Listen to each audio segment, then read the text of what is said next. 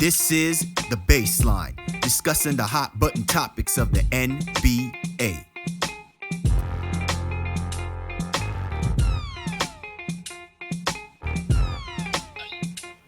Welcome, everybody. You're tuned to The Baseline. Callie Warrenshaw discussing the hot button topics of the NBA. And as you can see, well, at least one of us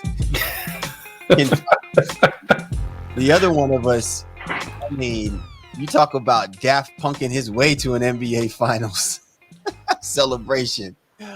My man, 50 grand Warrenshaw, ripping out of Fort Lauderdale, Florida. But, for all we could tell, he might actually be in Boston right now. What up, player? My guy, sometimes something comes along every so often that makes you feel good. And while we do our Baseline NBA podcast in the way that we do it, 11 plus years running, we try not to let our fandom really stick out. But since we've done the podcast, they have not won an NBA championship. We barely even talk about the Celtics, like truly in depth. And this is one time where I think it's appropriate. It's appropriate for us to take, a victory lap. Very excited for this team. And obviously we're going to break it down from the X's and O's standpoint. But, right now on a personal level, really excited about what they were able to accomplish. Shout out to ESPN, my guy John Marzo, for the goggles. These goggles are actually from last year. But I'm rocking them now because, why not? And shout out to underscore. No disrespect to the Nuggets. No disrespect. Yeah, it wasn't meant for that moment. And shout out to my guy, at underscore YW World, or YWRLD is how it is on Instagram, for the Boston Celtics shirt he gifted me a little while ago as well too. Felt it was appropriate to rock that today. But we got a lot to get into, man. I'm elated. It's late. We're burning the midnight oil. I'm also tired, but I'm really excited about the Celtics run, man. And, can't wait to have this conversation with you, brother. Absolutely. Well, first of all, shout outs to you, because I don't even know how you even were able to name check and read off, you know what I'm saying, these congrats, you know what I'm saying, in them goggles, bro. Like, I'm serious. And the funny thing is, like, me for a long time. Like, I don't drink, so you know what I mean. So even getting it's even that more ridiculous because I would never have champagne or be drinking champagne. But I mean, this is to protect the eyes or whatever. But anyway, prop is done. Let's get it popping, brother. Yeah, let's get it popping. So I guess people have been following or have been paying attention, the Boston Celtics are the 2024 NBA. 2023-2024 NBA champions. This is the 18th title that the franchise has amassed, which is the most in NBA franchises history. So they have usurped the Los Angeles Lakers. And listen, this is great, because you want there to be more parity when we talk about two legendary organizations like the Lakers and the Celtics. And this is just another, you know what I'm saying? Kind of, pushing the ante a little bit, right? Listen, much respect to the Dallas Mavericks. And, our show is going to be really, the conversations about both of these teams, what transpired in the finals and, what are the expectations? I mean, there's been obviously some talk about the fact that the way that this Celtics team is structured, they can do this again. And I think you can also make the argument as well, too, that the way this Dallas Mavericks team is structured, they can make this run again. So we got a lot to get into. As always, man, we appreciate everybody hopping on board with this. We appreciate those who've been locked in for the whole rise through the NBA playoffs, which is a story in and of itself. And it's just remarkable how we were able to get to this point of the season. But much well-deserved love and props to the Boston Celtics because they proved to be the best team wire to wire. And I think that's another point of emphasis for people to understand just really how good this basketball team was. It's been a long time that a team wound up having the most wins in the regular season, was able to go on the kind of run that the Celtics made to get to the NBA Finals, essentially only losing 2 games in their run to the NBA Finals, and then eventually defeating the Dallas Mavericks in 5 games. Again, I just find that to be remarkable. I'm sure, Shaw, you will allude to a lot of these things, but, as always, man, we appreciate everybody who's been riding with us up to this point. I know that people think it's like this last episode. Far from the last episode for us. We're gonna still keep it popping, but we appreciate everybody riding with us through the course of this 2023-24 NBA season.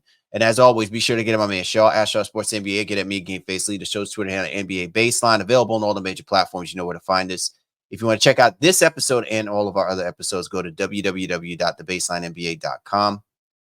Also, if you see us on YouTube and you saw my man Shaw looking like the second coming of Daft Punk, then that means you're rocking with us. And if you see the blue and white logo, that means you're rolling with the 19 Media Group family. So be sure to go to www.19mediagroup.com to check us out, and also the great content creators that are creating wonderful stuff through the 19 Media Group family. So definitely get in on that. All right, Shaw. So let's get right into it. When we're talking about the Boston Celtics, again, remarkable accomplishment. I don't think people are going to give them the props of just how really good this team was in the playoffs, and more particularly what they showed us in the NBA Finals. So many different storylines to be sold, and actually closing the chapters on plenty of open-ended books when it comes to the Celtics players and the franchise and everything like that. It just seems like this was apropos. That they were able to dominate and close this out in the fashion that I think we expected them to as a team. But it would only have been exhibited if they showed it to us, and they did that through the course of the playoffs, which I don't think they got enough credit for. Yeah, where this lands for I think for both you and I is that there's some of the narrative that I understand. I truly understand when people are trying to detract from this team as a whole. They didn't give you the style points that I think a lot of people wanted, despite all their talent, even with the way that they dominated in terms of the regular season, and then ultimately dominated the playoffs when it comes to what the record was. And that's what it's about, guys. It's about putting up W's, wins. So all this, well, they didn't do it that way, and we don't like this, and they didn't play anybody, and all it doesn't really make sense to me. And again, I can understand how you can get there, but the overall narrative is just it's foolish. They won 80 games this year, 80 games on their way to an NBA championship, and they are exactly where the odds makers and many people thought they were going to be at the end of the year. Brad Stevens is the person who doesn't get enough credit, and I know he won executive of the year, but it's even more than the moves he made. Porzingis, he made that move, and then Drew Holiday kind of, I don't want to say falls into his lap. He still have to make a move to get there. But even hiring Joe Mazzulla after they had to fire Udoka last year, sticking with Joe Mazzulla despite the growing pains that we all obviously saw, going into this year, and then for him to watch him transform and really take hold of that. This was a top to bottom, and when I say that, top to bottom, from the governorship to the general management to the coaching, all the way to the players, all the way to the hallway tunnel guys, that made this Celtics run what it was. A truly, truly special, in a lot of ways historic, despite all the detraction and the style points that didn't go along with Banner 18 for many people. All right, I'm going to throw this point out about what you just said a little while back as it pertains to the move by Drew Holiday. And I'm not really pushing back on your point. I just want to maybe add some emphasis to this point. Sometimes when executives make decisions, they are so hungry for a championship that they just basically make moves, throw it against the wall, and see what sticks. You just amass a bunch of talented people because you just say, we're going all in, and you're really not looking at the composition of the team that you're building and trying to make sure that whatever pieces you're putting in will not compromise what you already have established, like won't compromise the foundation. To your point, Shaw, I don't know what Brad Stevens, I don't know how he delineated and came to this point, because I think that if you're as good as a team as the Boston Celtics, you could have shied away from trying to make a play for Drew Holiday, given the caliber of Drew Holiday and what you already have with Jaylen Brown and Jayson Tatum. It goes back to your original point about the falseness of what people were demanding of what the Boston Celtics were supposed to look like in this run. This is about the Jaylen Brown and Jayson Tatum show. This is about the two young guys finally making amends. This is their hoops redemption. All eyes on them, right? That was supposed to be the storyline or the narrative.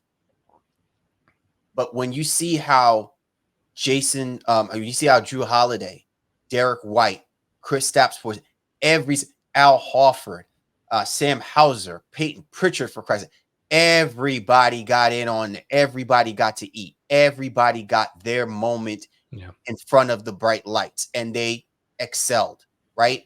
They executed. They showed up when it mattered most. And I think people have to look at that a little bit differently and saying to themselves, man, if you're going to give props to Brad Stevens, don't just give him props for the fact that he just made the move. Give him props for him actually sitting down and saying, this is who we need. When you gave up Marcus Smart, I don't think the idea, the plan was to go after a guy like Drew Holiday, but if you had to, can you make it work? Can they make it work? Can Missoula make it work? And I'm telling you right now, we're probably going to think about this maybe 5, 4, 6 years down the road. Maybe when Drew Holiday decides to hang it up. But I think maybe the greatest championship play that Drew Holiday can ever say, yeah, getting that championship in Milwaukee means something. But him doing it under the circumstances that he went through, and to do it with the Boston Celtics and to do it with those guys really cements him being, and I thought, and we'll talk about the MVP stuff a little bit later on, but he, to me, outside of all of that, is like more the MVP type person for this team altogether, because he sacrificed so much to elevate them and this team. Yeah, there's a reason why he's already extended, right? Like, so they got him. They've already given him an extension. So, Derek White doesn't even have that right now as we're recording. So this is really, really, really interesting, because I think they're going to have to address that, I think, in short order. You don't really break up a championship team, despite this team is up against the second apron, and it's going to cost $1 bajillion in order to kind of keep it together. But Drew Holiday is a massive reason, they won this NBA championship, his play throughout the course, and he just got progressively better in the playoffs. I think there was a lot of like, oh, well, yeah, you see his contributions. You saw, here and there throughout the course of the regular season, but he didn't have his biggest scoring game until it got to the playoffs. Then, what he did in essence to seal and keep the Mavericks away kind of in game 2. Then it's all the offensive rebounding that he was able to do throughout the course of the finals, just kind of in general. That is a man's man, a leader's leader, a true teammate, and somebody that the Celtics are extremely lucky to have. And that's why there's that rare breed of player in the NBA where you're just like, he could go anywhere. He's a fit. Everybody would want that guy. And Drew Holiday exhibits that to the utmost T. I 1000% agree with you. When it comes to the most unheralded and probably one of the most important Celtics, it's Drew Holiday, and a major reason why that they are NBA champions. Yeah, I thought, well, again, we'll talk about this in a little bit about the MVP thing, but I think he should have won MVP. But again, this is about style points, and the conversation was going to always be about whether or not Tatum was going to bounce back in this game 5, right? Or if Jaylen Brown was going to show his consistency of what he's given the Boston Celtics through the first 4 games. Even that 4th game was, a ham game or whatever.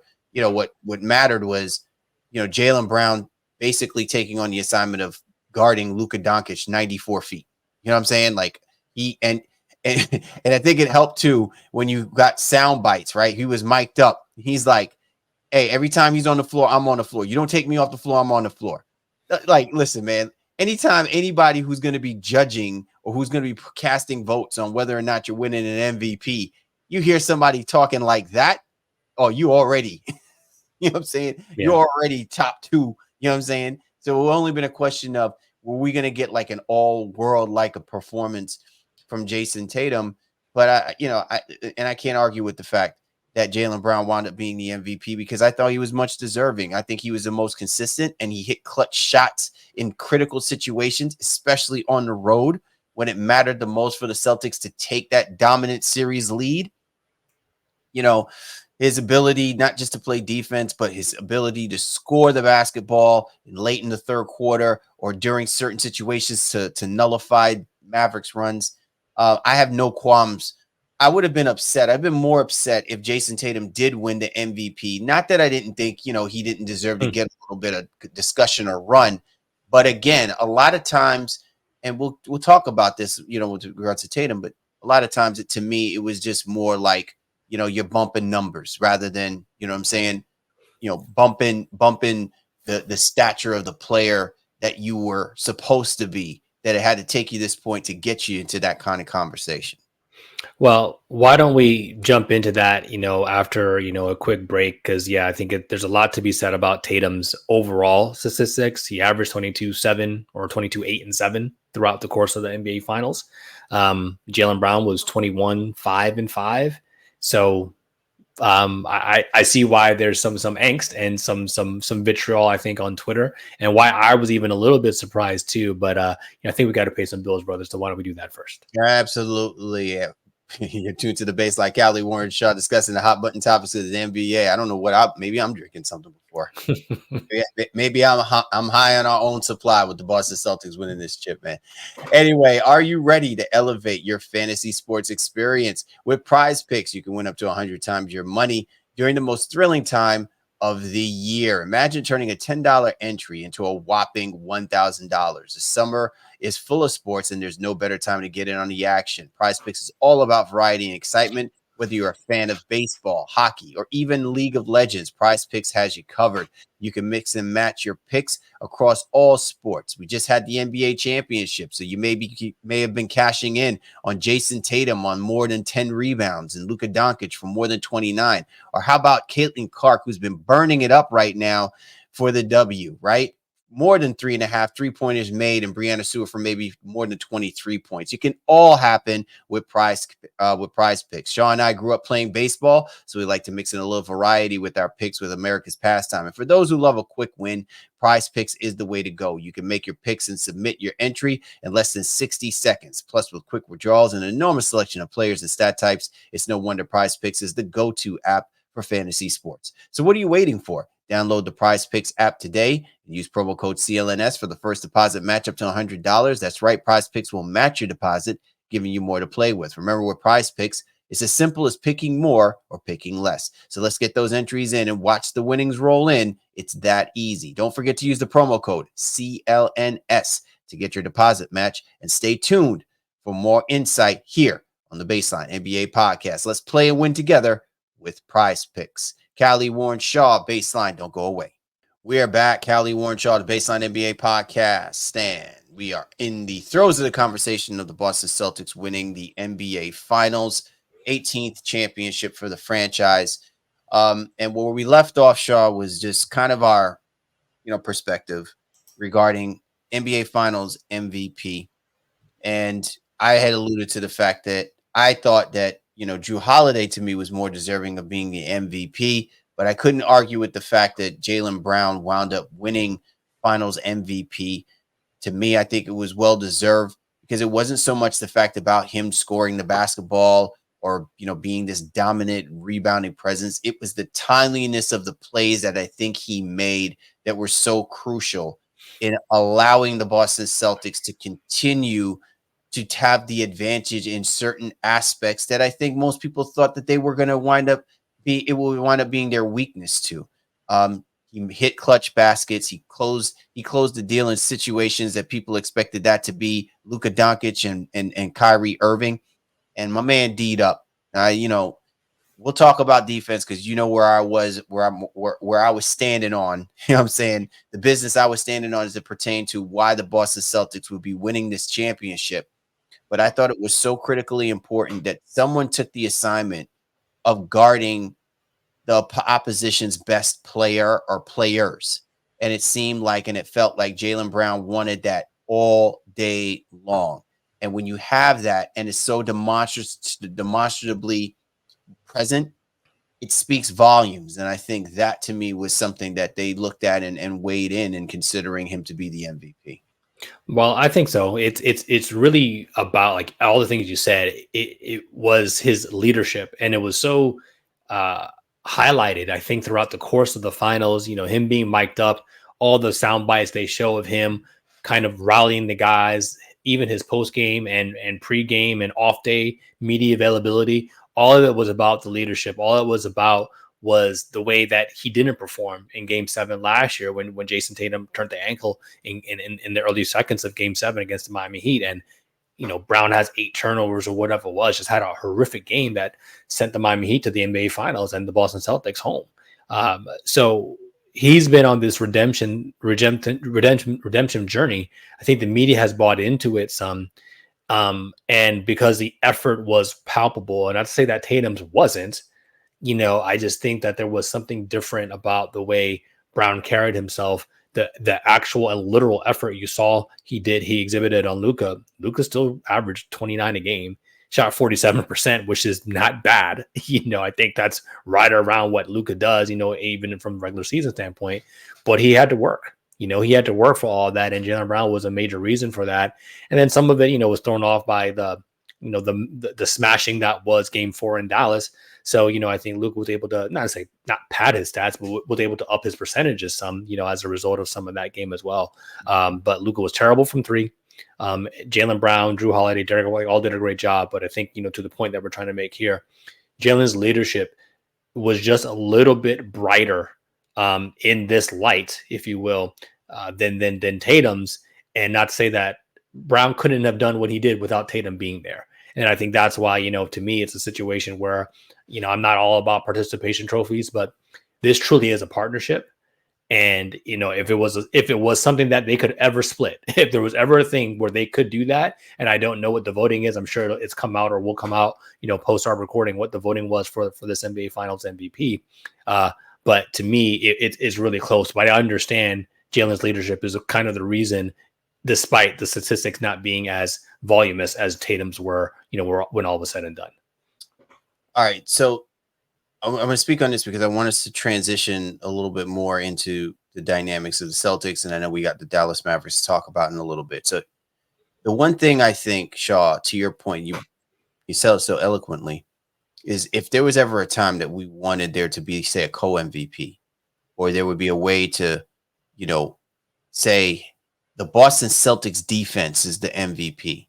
So I think what I want people to really understand, and listen, the numbers are not going to completely bear it out, but I think people really need to understand in this era that we are playing right now of basketball being played, the Boston Celtics had held one of the NBA's top scoring teams, right, to under 100 points in 4 of the 5 games that they played in the NBA Finals.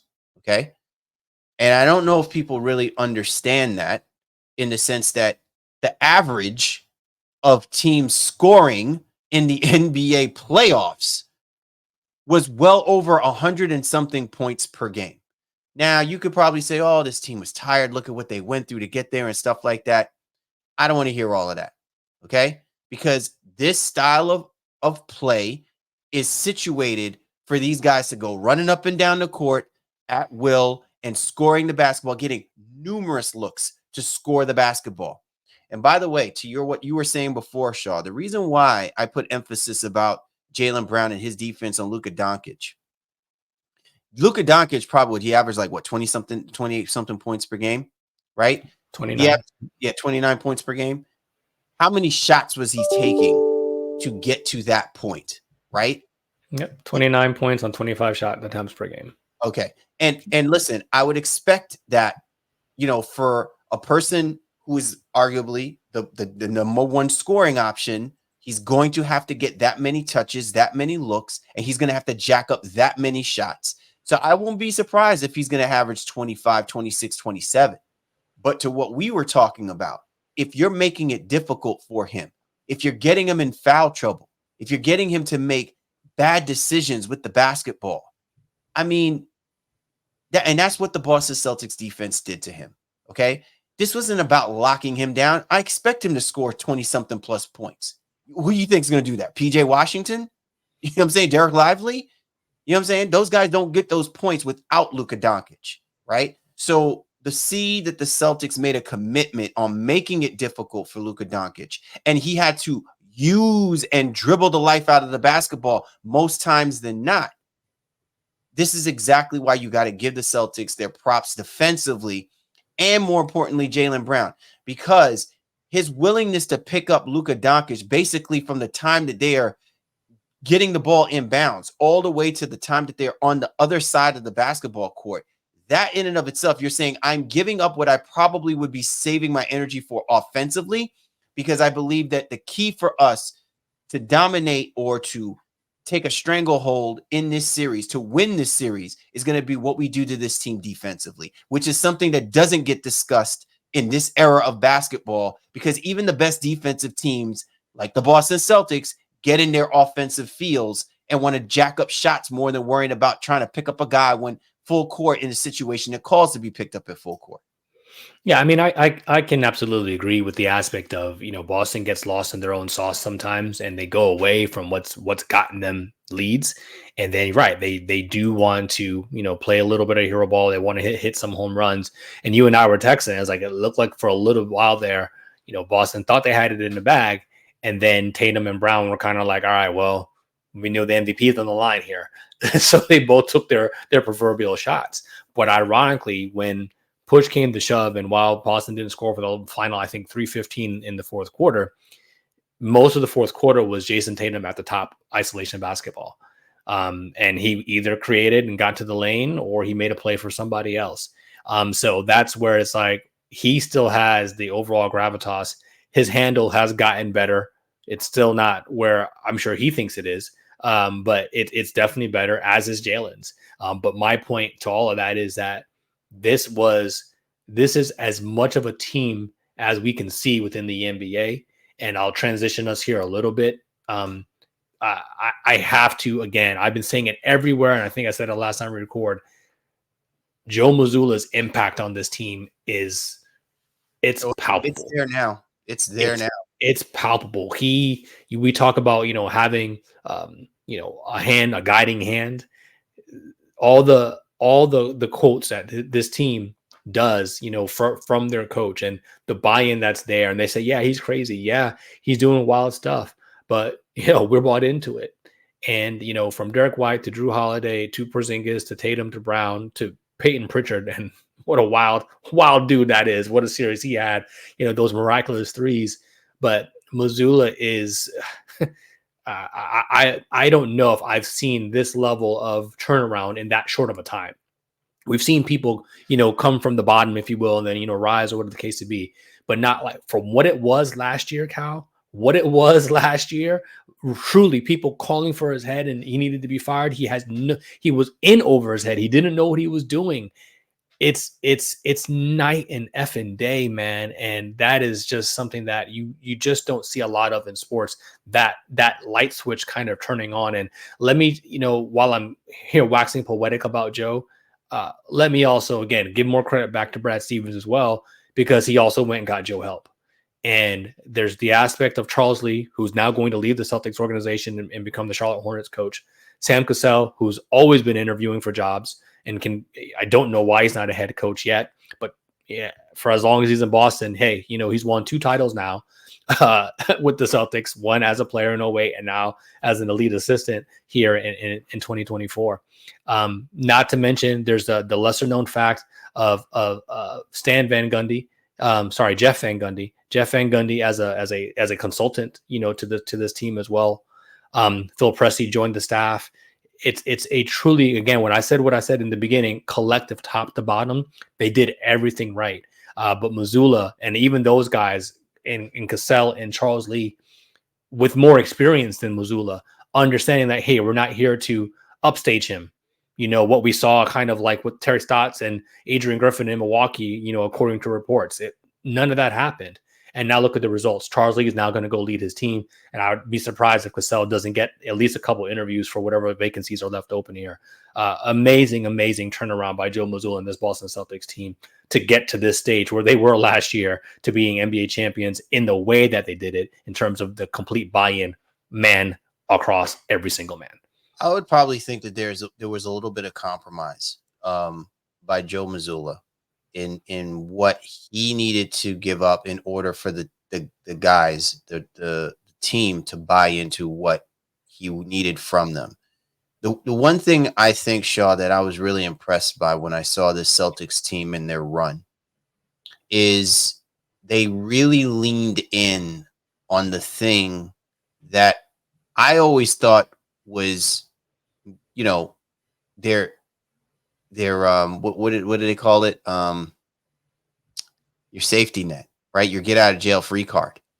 This team is so good, versatile, their versatility defensively, their ability to switch.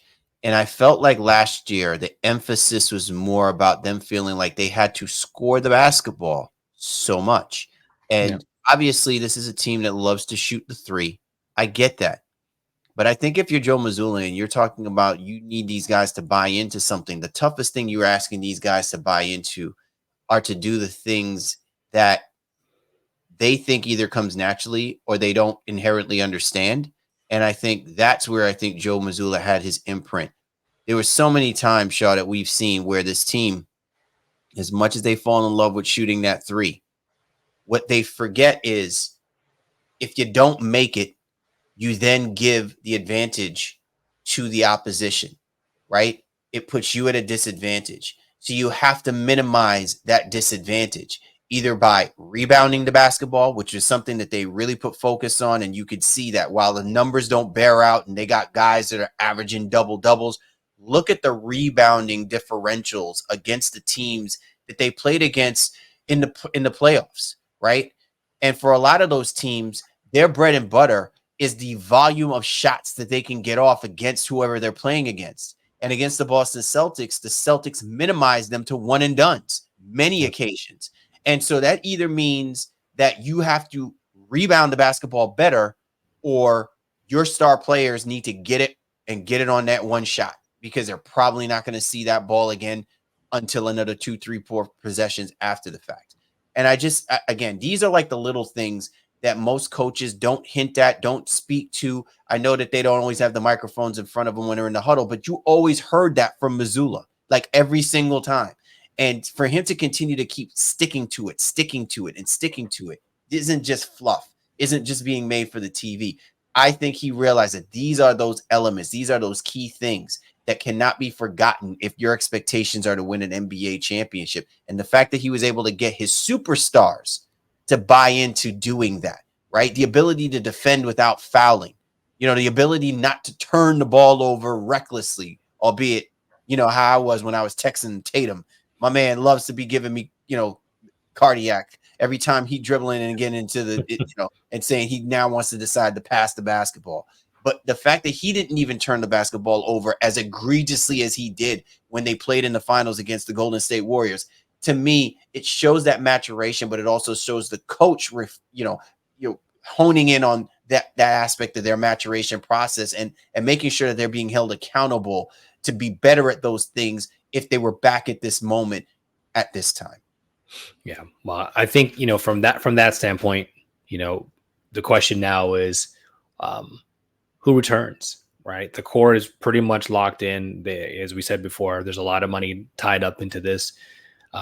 We've said before that the bench is something that is going to need to change. They were a little thin here, and they had enough top end talent to kind of get it done. But, Al's going to be obviously another year older going into this, be 39, I guess, by going into next year. Porzingis, again, not the, he's not cloaked himself, I think, in durability, especially, this season in general. So how do they fill this out? Luke Cornett's a free agent. Mahalo, who didn't really play, is a free agent. He's not a big. Tillman, is only 25, but he's a free agent. Probably re-sign him.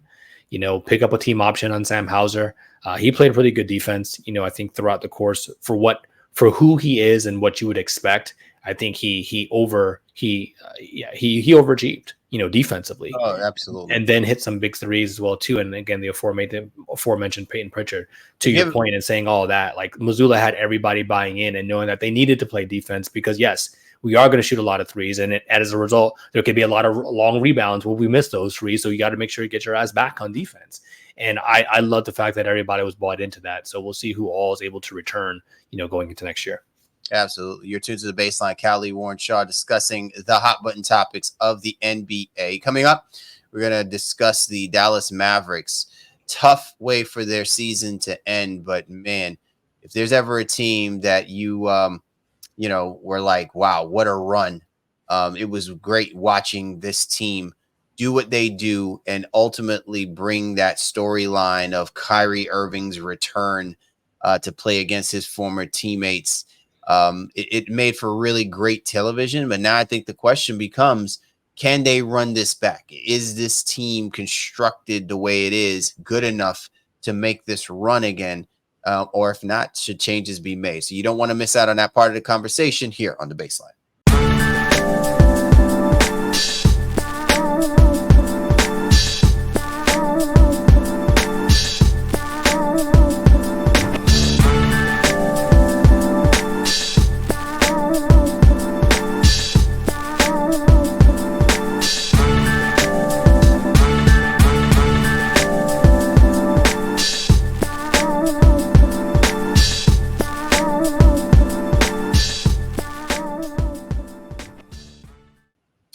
We are back, Callie Warren Shaw, Baseline NBA podcast, and we're continuing our conversation of the NBA Finals. Just finished discussing the Boston Celtics and their impressive run to winning the NBA title. So let's focus our attention, Shaw, do a little autopsy and, we want people to feel good, feel alive, before we have to start killing certain things off, man. It's just the way of things, unfortunately.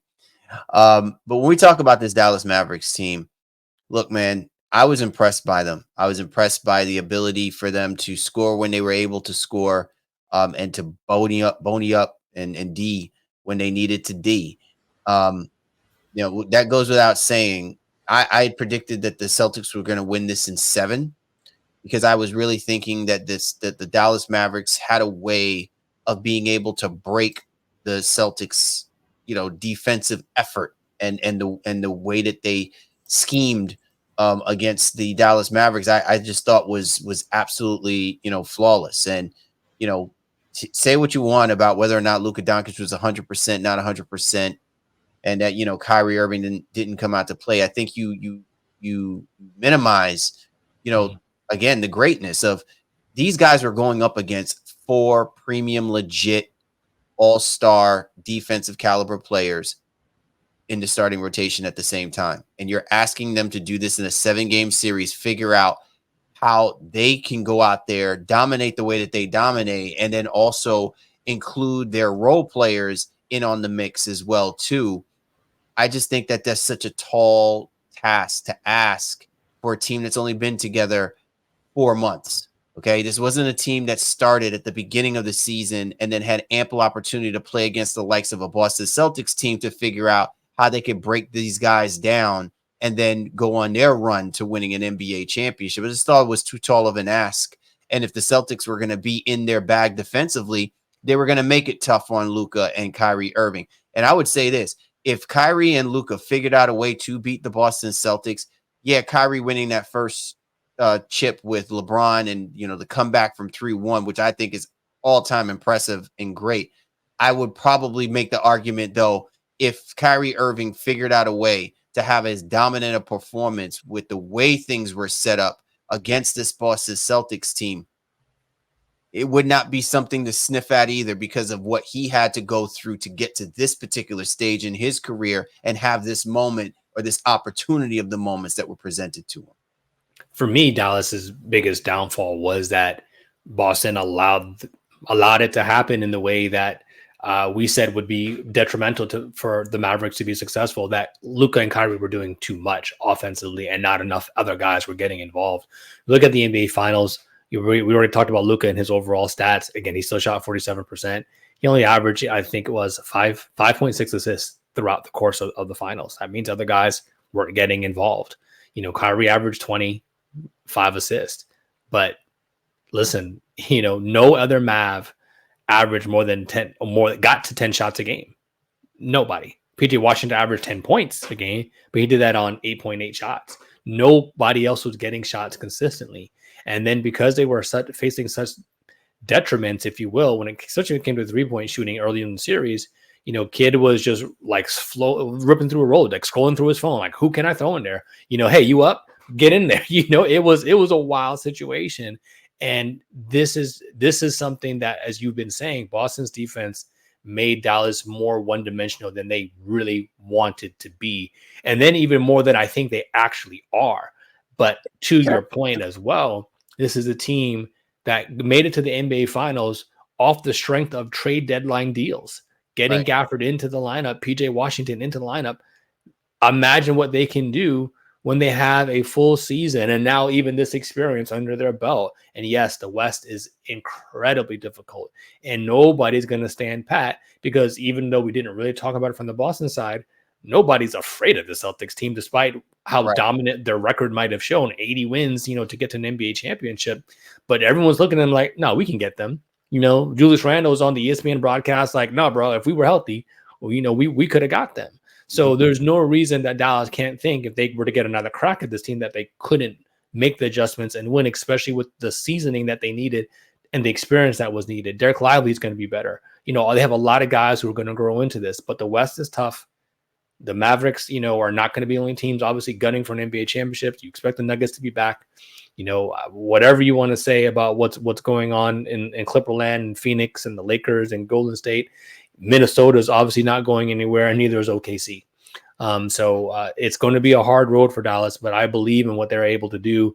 And, they'll make a tweak or two, I'm sure, around the margins. Tim Hardaway Jr. probably exits stage left in some capacity to bring in some more depth on the wing and probably even some more defense. But this has been a great run from Dallas. And again, you don't see this very often, especially from a team that made these types of moves at the trade deadline to make it all the way to the NBA Finals. I just don't think that Jason Kidd had enough time for him to really figure out how he could utilize his roster to counter what the Boston Celtics were throwing at him. Listen, there were a lot of guys who just basically, just in my opinion, never really took advantage of some of the mismatches they probably had access to when they were, dealing with the Celtics, because of the Celtics' ability to switch. It just meant that there needed to be more movement, or there needed to be more eyes and positioning and finding that mismatch. I think, Kidd and those guys got so sucked into trying to develop the best mismatch for Luka Doncic and Kyrie Irving because the ball rests in their hands. But I think that there were numerous opportunities the Dallas Mavericks had to expose mismatches that could have favored them against the Boston Celtics, right? I mean, let me interrupt only from this aspect. Yeah.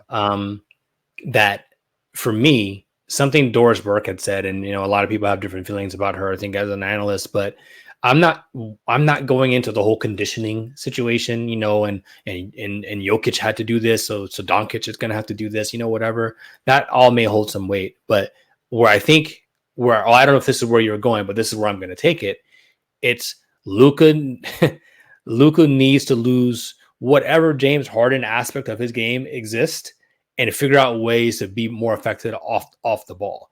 And that's where Jason Kidd has to kind of get involved there too.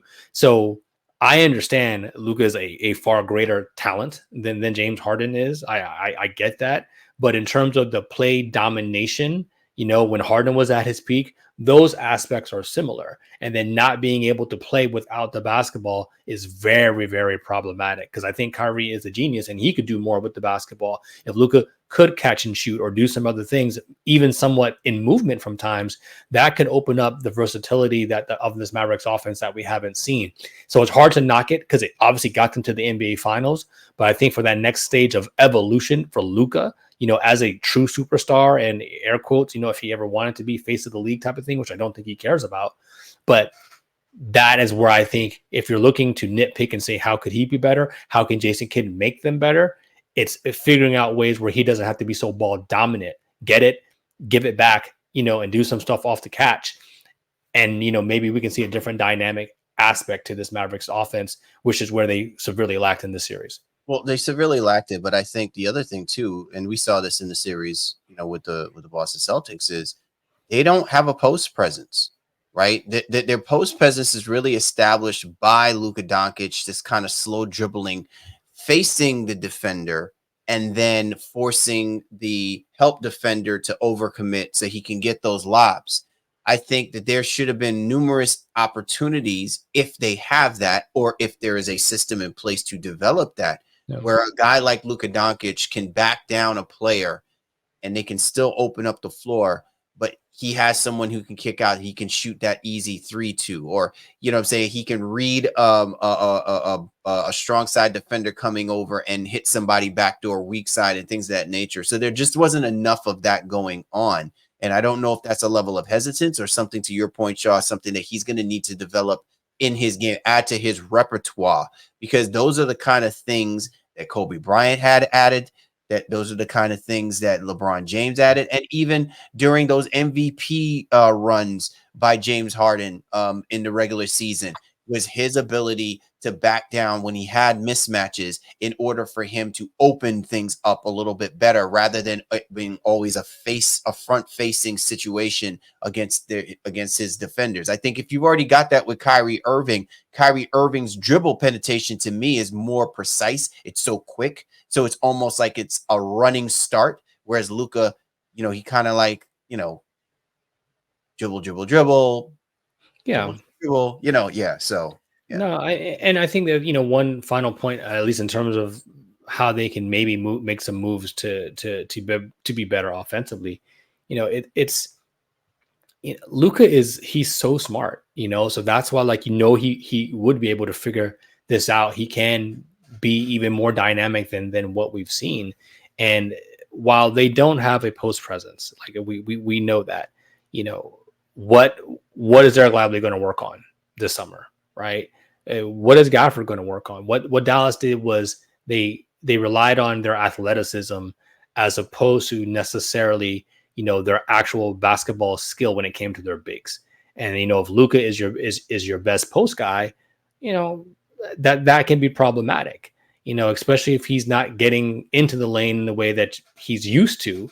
And yes, he's hobbled, and I don't want to discredit that.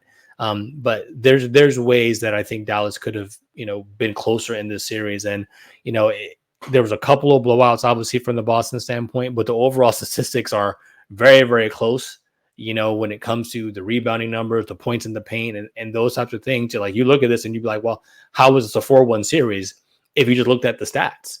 But you have to look at the game and how the game was played. And that's the narrative right then and there. So I'm excited for the Dallas future in general. And I do want to see what they're able to do. Looking at it here real quick, Derek Jones Jr. is a free agent, and he was a major part of what they did defensively and giving them that vertical threat. So you imagine he's got to come back. Probably won't take a minimum deal again. But we'll see. I mean, does he just, hey, Luka's, it's good for my playing career, so maybe he sticks around, in that regard. But as I said before, Tim Hardaway Jr. is probably somebody's going to go. Kleber wasn't healthy. He was even scared to shoot. I don't know if you remember the play in the finals, like he basically had a layup and he was like, he didn't even look at the rim.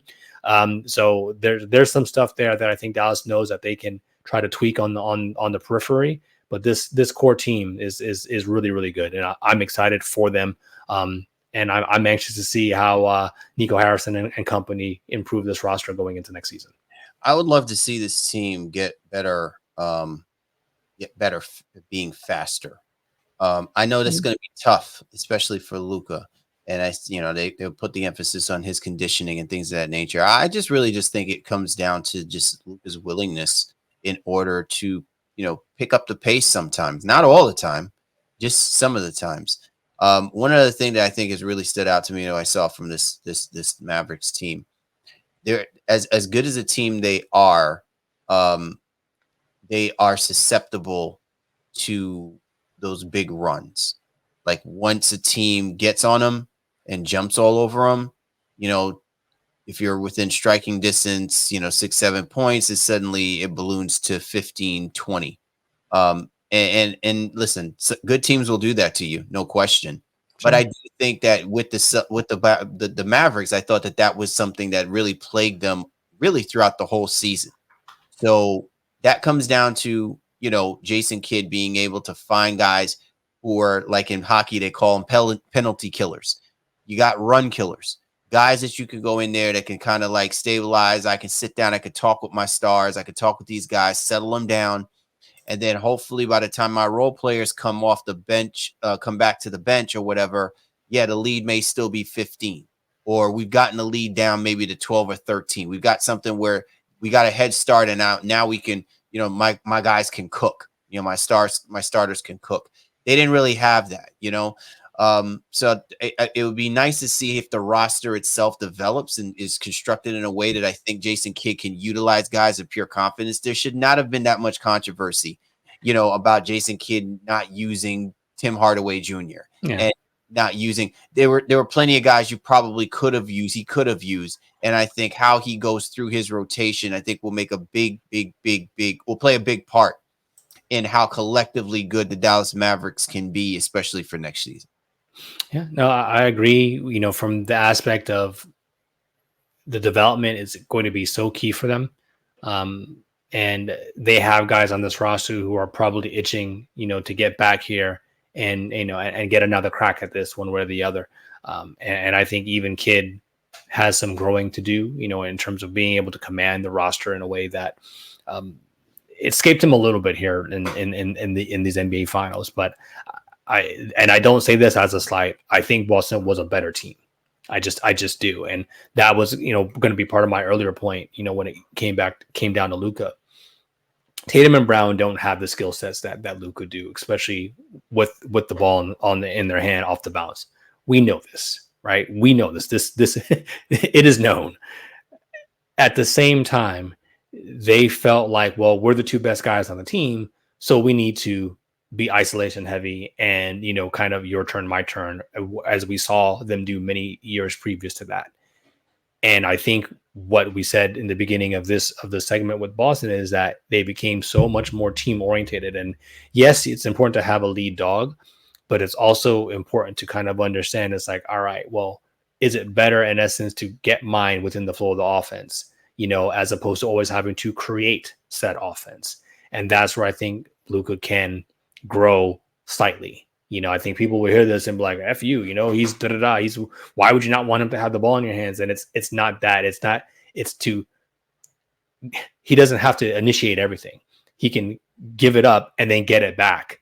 I think it's just, there's so much of a toll that he's taking on a night-to-night basis that became detrimental ultimately, in terms of getting over the hump in the NBA finals. So in that regard, he could take a page out of Tatum and Brown's book and lesson and say, it's like, hey, those guys thought they were it. I'm more it than they are, but they needed to sacrifice in a different way for their team to ultimately have success.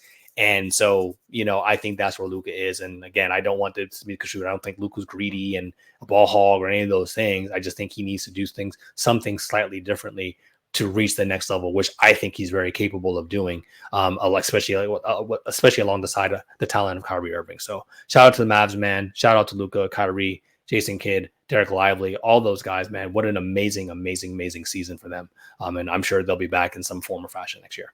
Absolutely.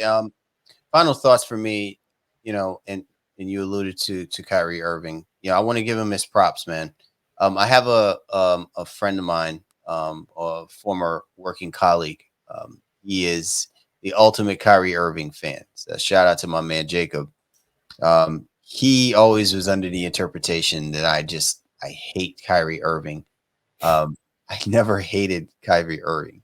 However, I did feel like what burned me inside was that he had his talent level and the way that he played. I felt bad for him, especially because we covered when he wound up getting drafted after LeBron James made the decision, right? And we said it's just not fair for a kid like him, who I think is going to be such a great star, to have to shoulder the burden of all this controversy of what happened with the Cleveland Cavaliers, and then to be asked to be the messiah of following, and then to be asked to be that guy to get this team, where LeBron had taken them and things of that nature. I just didn't think it was right. And I think it altered and really it impacted, his perception about what he wanted to do, how he wanted to be perceived, in his status of the game. And it comes, that's not a slight. That's an actual truth. I'm sure if Kyrie was sitting here having a conversation, he would say, yes, all of that stuff weighed very heavily in the kind of person that I had to, that I had to become, and the things that I went through and the decisions that I made and how I handle things. And I think that also impacted what happened with him when he came to the Boston Celtics, because he didn't come into the Boston Celtics with the most altruistic of intentions. You know what I'm saying? So I really want people to like really understand that like two things can be true. Was Kyrie Irving the best teammate and best person? No, there was times that he wasn't, and he had to learn what was necessary for him to be the person that you're seeing right now in Dallas. At the same time, it didn't mitigate the fact that because he was going through those struggles, it impacted a lot of the opportunities that I think was there for him. But now that he's playing next to someone who I really think he believes in and that he can grow with on this other side of his career, I think it's going to make it a fun